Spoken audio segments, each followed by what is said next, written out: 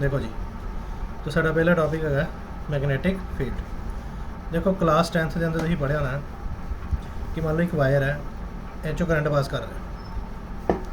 अगर असीं इहदे अराउंड एक मैगनेट कंपस रखीए,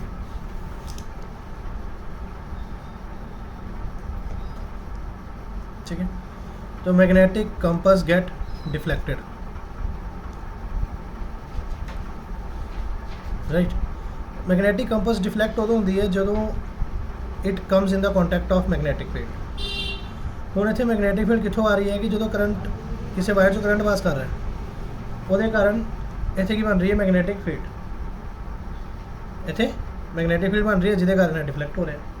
जे मान लो जी इत्थे करंट असीं ऑफ कर दईए, असीं देखांगे there will be no deflection, there will be no deflection, ठीक है। तो ये अपने को रिजल्ट है कि भी जो किसी वायर जो करंट पास करता है तो वो आले दुआले मैगनेटिक फील्ड बनती है। It can be detected with the help of magnetic compass, ठीक है। उस तो बाद एक और रिजल्ट है कि एक वायर जो करंट पास कर रहा है, इतने आप एक चार्ज पार्टिकल रखते हैं, यह चार्ज पार्टिकल है एट रेस्ट, ठीक है। तो जो चार्ज पार्टिकल रेस्ट है, जो असी इस वायर चो करंट पास कराया तो असी देखा भी ये उपर ये there is no effect on the charge, no effect on the charge. तो इतों आप एक कंक्लूजन करते हैं कि whenever charge particle is at rest, there is no effect of magnetic field on it. ਉਹਦੇ ਉੱਪਰ मैगनेटिक फील्ड का कोई फर्क नहीं पैदा। बट जे असी लास्ट वाली इलैक्ट्रिक फील्ड की गल करिए, इलैक्ट्रिक फील्ड असी पढ़िया भी मान लो भी इलैक्ट्रिक फील्ड है। जे असी ये कोई चार्ज पार्टिकल रख दिए तो यह चार्ज पार्टिकल विल मूव, जे मान लो भी ये पॉजिटिव चार्ज है, it will move in the direction of magnetic electric field, right. तो मतलब van ever charge particle is in the electric field it will experience the force, but when ever the charge particle at rest in the magnetic field it will not experience any force, ठीक है।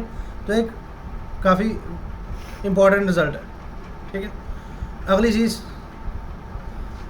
चीज़ है कि मान लो भी ये charge particle एक wire चो current pass कर रहे हैं, तो एक चार्ज पार्टिकल है, it is in motion, it is in motion. हूँ जो वायर चो करंट पास कर रहा है it will make magnetic field, right. तो मतलब चार्ज पार्टिकल जोड़ा है वो under the influence of magnetic field है। तो मैंने जो एक्सपेरिमेंट करके देखा गया तो यह देखा गया भी चार्ज पार्टिकल सीधा नहीं जाता, फिर charge particle will get deflected, charge particle will get deflected. इसका मतलब है कि whenever charge particle is moving in the magnetic field it will experience a force. तो बेटा असी लास्ट वीडियो भी देखी सी गल कि जो चार्ज पार्टिकल मूव कर रहा है तो वो फोर्स लगती है, पर जो चार्ज पार्टिकल रेस्ट है इन द मैगनेटिक फील्ड वो ऊपर फोर्स का कोई असर नहीं होएगा, मतलब फोर्स लगेगी नहीं बेसिकली। लगी समझ, ठीक है। तो यह जनरल थिंग्स ने जी असी 10th भी पढ़ के आए हैं, ठीक है। अज असी एक टॉपिक पढ़ना है बायट सैवर्ट्स law,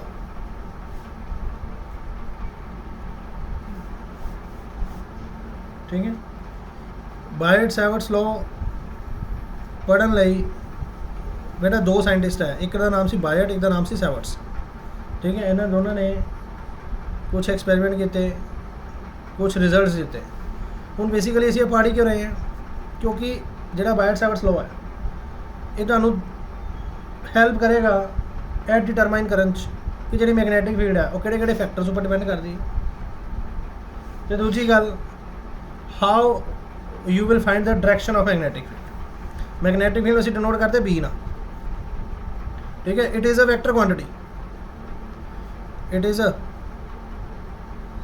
vector quantity.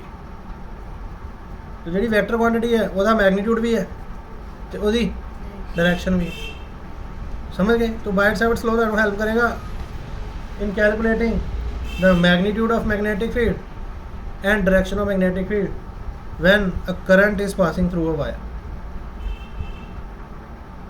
when a current is passing through a wire। ਹੁਣ ਮੰਨ ਲਓ ਵੀ ਇੱਕ ਵਾਇਰ ਹੈ, ਇਹ 'ਚੋਂ ਕਰੰਟ ਪਾਸ ਕਰ ਰਿਹਾ ਹੈ, ਆਪਣੇ ਕੋਲ ਕੋਈ ਪੁਆਇੰਟ ਆ P,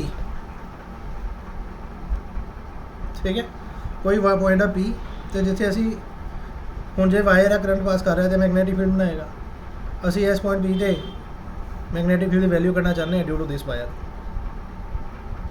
ਠੀਕ ਹੈ। ਹੁਣ ਬਾਇਟ ਸੈਵਰਟਸ ਇਹ ਕਹਿੰਦਾ ਹੈ ਕਿ ਬਈ ਅਸੀਂ ਪੂਰੀ ਵਾਇਰ ਦੇ ਕਾਰਨ ਇਸ ਪੁਆਇੰਟ ਤੇ ਮੈਗਨੈਟਿਕ ਫੀਲਡ ਇਕੱਠੀ ਕੈਲਕੂਲੇਟ ਨਹੀਂ ਕਰ ਸਕਦੇ, ਅਸੀਂ ਇਹਦਾ ਇੱਕ ਛੋਟਾ ਜਿਹਾ ਐਲੀਮੈਂਟ ਲਵਾਂਗੇ ਵਾਇਰ ਦਾ। ਇਹ ਐਲੀਮੈਂਟ ਦੀ ਲੈਂਥ ਹੈਗੀ DL, ਅਸੀਂ ਇਹ DL ਐਲੀਮੈਂਟ ਨੂੰ ਕਹਿੰਦੇ current element, current element HOI current pass ਕਰ ਰਿਹਾ, ਠੀਕ ਹੈ। ਇਸ ਕਰੰਟ ਐਲੀਮੈਂਟ ਤੋਂ ਇਹ P ਪੁਆਇੰਟ R ਦੂਰੀ ਤੇ ਹੈ, ਠੀਕ ਹੈ। ਇਹ ਜਿਹੜਾ ਕਰੰਟ ਐਲੀਮੈਂਟ ਹੈ ਤੇ ਜਿਹੜਾ R ਡਿਸਟੈਂਸ ਹੈ, ਇਹਦੇ ਵਿੱਚ ਐਂਗਲ ਬਣ ਰਿਹਾ ਥੀਟਾ, ਸਮਝ ਰਹੇ ਹੋ?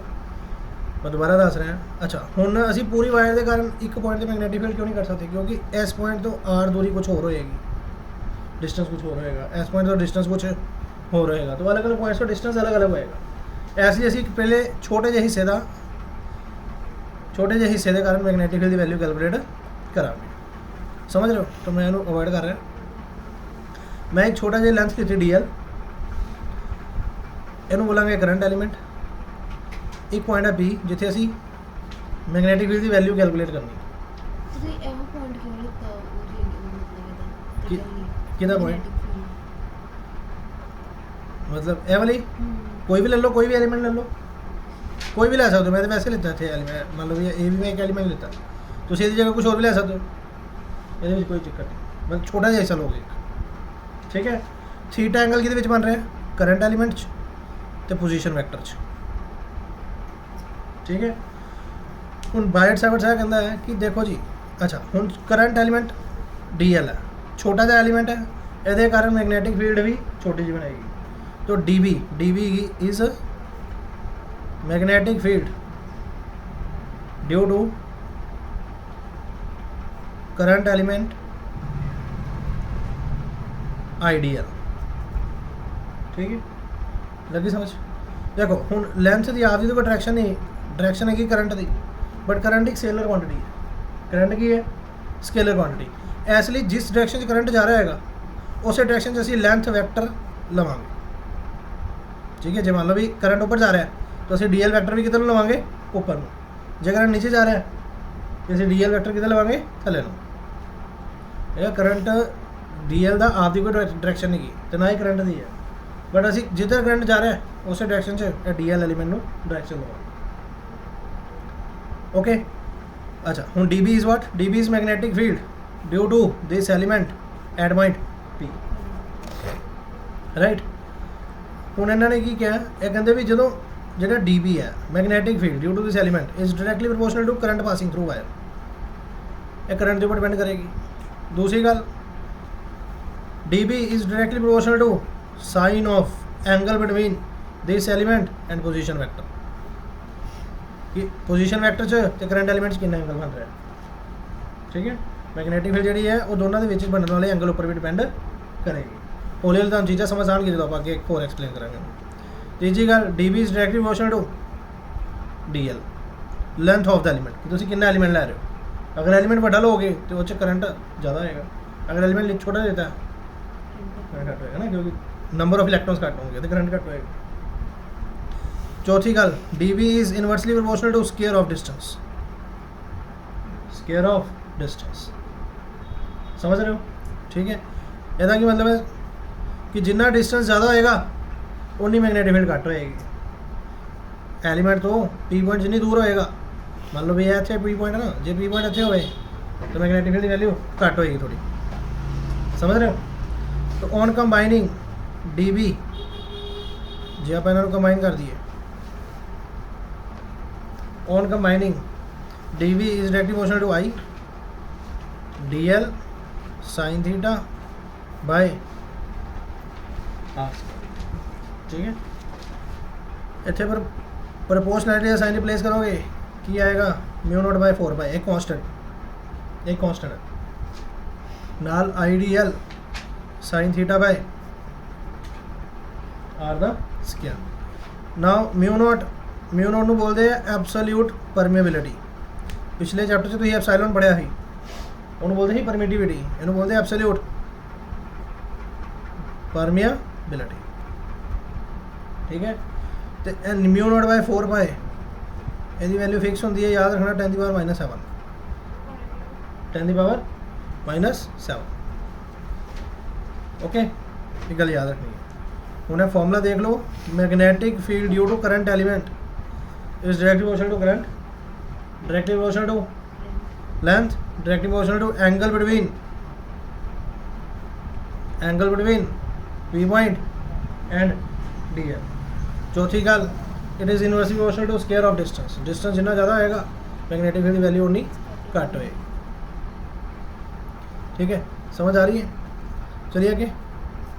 ओके, हाँ जी, उन्होंने दोबारा लिख रहे हैं डी बी की वैल्यू कितनी आई है, mu naught by 4 pi I D L sine theta over R the square. ठीक है, मैं डायग्राम इतने दोबारा ड्रॉ कर रहा। ये अपने को एक वायर है, ये आई करंट पास कर रहा है। असी ये छोटा जिहा एलीमेंट लिता एक, जिन्हों की नाम दिता सी डी एल, एक पॉइंट लिता सी पी, कितनी दूरी ते आर दूरी ते, दोनों के एंगल बन रहा है थीटा। ठीक है, ये अपने को फॉर्मूला है mu naught by 4 pi I DL sine theta by square. अच्छा, हुन ये हो गया मैग्नीट्यूड फॉर्म।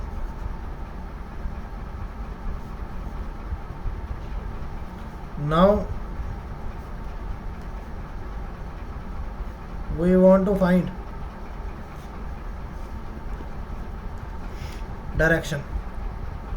ठीक है, हूँ मैग्नेटिक फील्ड है तो मैग्नेटिक फील्ड की बनाएगी, डायरेक्शन भी बनाएगी। To calculate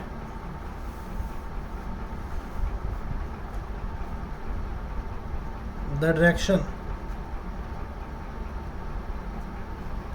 we will use right hand palm rule। ठीक है, राइट हैंड पाम रूल की कहता है, देखो जी राइट हैंड पाम रूल कहता है कि जिधर तुहाडा करंट जा रहा उधर अपना थंब रखो, जिधर तुहाडा करंट जा रहा उधर अपना थंब पॉइंट आउट करो। उस तो बाद जिथे तुहाडा पॉइंट भी है उत्थे अपना पाम प्लेस करो, तो फिर उस तो बाद इसकी करलिंग करो। करलिंग कितने जा रही, इनसाइड, तो मतलब मैग्नेटिक फील्ड मेरी inside perpendicular to the plane of paper, ऐसा मैग्नेटिक फील्ड अंदर जा रही है। समझ रहे हो? ठीक है, तो मैग्नेटिक फील्ड जो अंदर जाएगी उन्होंने असी क्रॉस नाल शो करा, कितना शो करा, क्रॉस। समझ रहे हो? ठीक है, लगी समझ? देखो हुण मैग्नेटिक फील्ड एक वैक्टर क्वांटिटी है, तो जो मैग्नेटिक फील्ड एक वैक्टर क्वांटिटी है मतलब it has magnitude as well as direction. ये मान लो मैग्नीट्यूड हो गया, तो नाल डायरेक्शन मान लो भी मैं लिखता थे आर कैप, ये लिखता R cap is what, direction of magnetic field, direction of magnetic field. हुण एक आर कैप के अंदर यूनिट वैक्टर जो +1 से पढ़ चुके हो। यूनिट वैक्टर का फॉर्मूला होंदा vector upon its magnitude, vector upon its magnitude. हुण बेटा जो मैंने लिखा तो मैं लिख सकता mu naught by 4 by I D L sine theta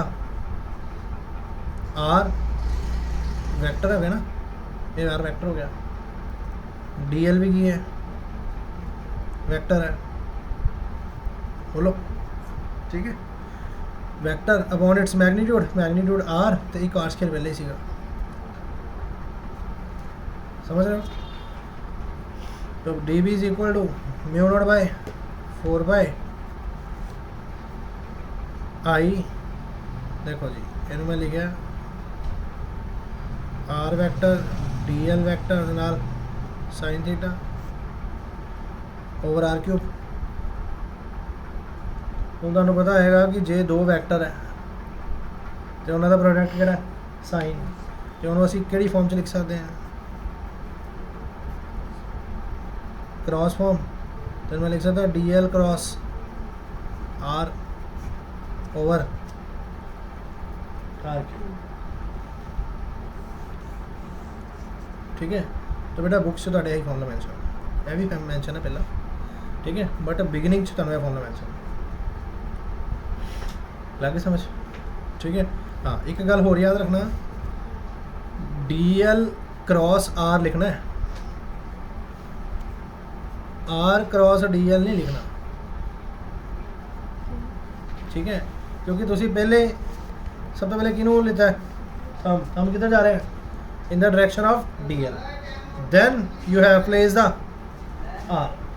तो पहले कौन आ रहा है, पहले डी एल आ रहा है, फिर कौन आ रहा है, आर आ रहा है, तो जैसे डी एल क्रॉस है आर, ठीक है। मैं दोबारा दस रहा अपना थंब किधर पॉइंट आउट करना, जिस डायरेक्शन से करंट जा रहा है, पाम उत्थे रखना जितना ਤੁਹਾਡਾ पॉइंट है, तो उस बाद करलिंग करो, करलिंग किधर जा रही सी इनवर्ड, तो मैगनेटिक फील्ड जा रही है अंदर। जे बेटा करंट होंदा थल्ले, आ देखो जे करंट होंदा नीचे नू, फिर थंब नीचे ते पाम इत्थे, करलिंग किधर आनी सी ऊपर, तो मैगनेटिक फील्ड किधर आनी सी बाहर, तो मतलब करंट दे डायरेक्शन चेंज होने नाल उस पॉइंट ते मैगनेटिक फील्ड दी डायरेक्शन भी चेंज हो जाएगी। लगी समझ? Okay, so this is all about Biot Savart's law.